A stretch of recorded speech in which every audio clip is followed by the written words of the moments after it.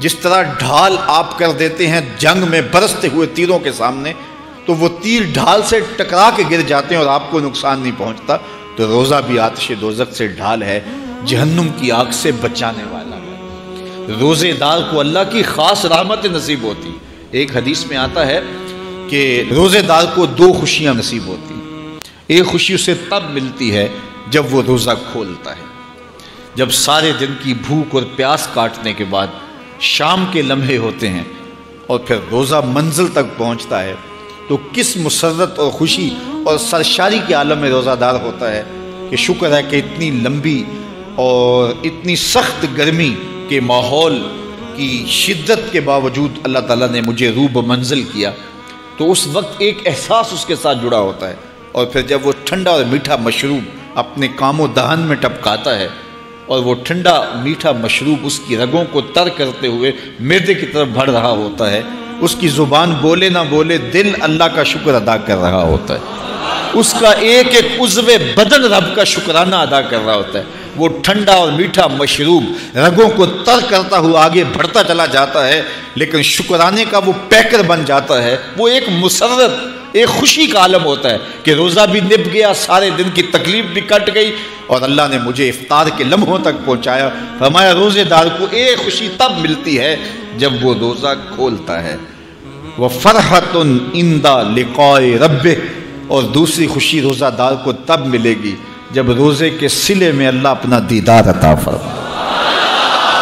بنی آدم کے جتنے بھی عمل ہیں 10 سے لے کر 700 گنا تک اس کا ثواب اولاد آدم کو اس کا دیا جاتا ہے۔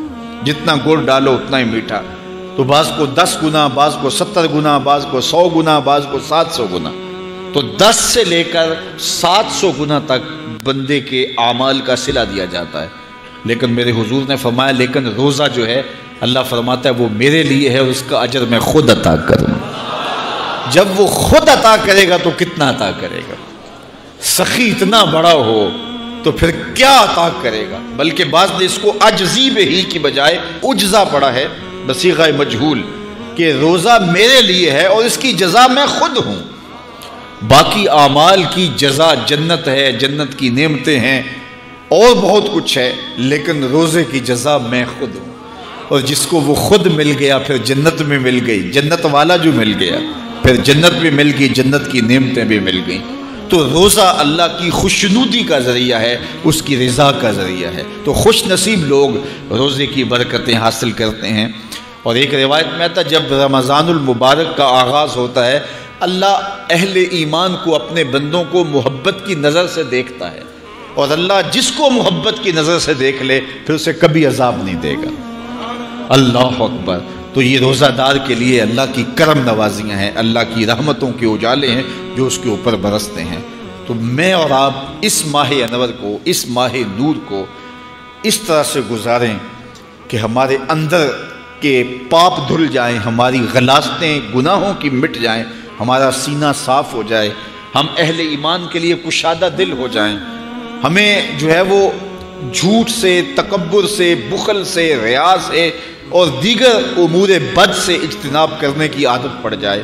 روزہ جو سکھانا چاہتا ہے ہم وہ اس سے سیکھ لیں، اور روزے کی برکات ضبط نفس کی صورت میں ہمیں نصیب ہو جائیں، تو ہم روزے کے بعد بھی، ماہ صیام کے گزرنے کے بعد بھی ایک نئی زندگی لے کر، ایک تازگی لے کر، ایک نور اور روشنی لے کر کے جو ہے وہ معاشرے کے، اسلامی معاشرت کے ایک اہم فرد کی صورت کے اندر جو ہے وہ سامنے آئیں۔ تو اللہ اس ماہ صیام کی برکتیں ہمیں نصیب فرمائے۔ ہر سال مہینہ آتا ہے، گزر جاتا ہے، ہم پورا مہینہ بھوک کاٹتے ہیں اور پھر وہاں کے وہاں ہی کھڑے رہتے ہیں، تو پھر ہمیں سوچنا چاہیے، لیکن اگر تبدیلی آتی ہے تو پھر شکریہ ادا کرنا چاہیے۔ آج کی اس تاریخ میں ہم عزم کر کے اٹھیں کہ ہمارا یہ ماہ صیام ہماری زندگی میں ایک سنگ میل ثابت ہوگا، اور ہم ایک نئے باغپن کے ساتھ، نئے عزم کے ساتھ یہ مہینہ گزاریں گے اور ضبط نفس سیکھیں گے اس مہینے سے۔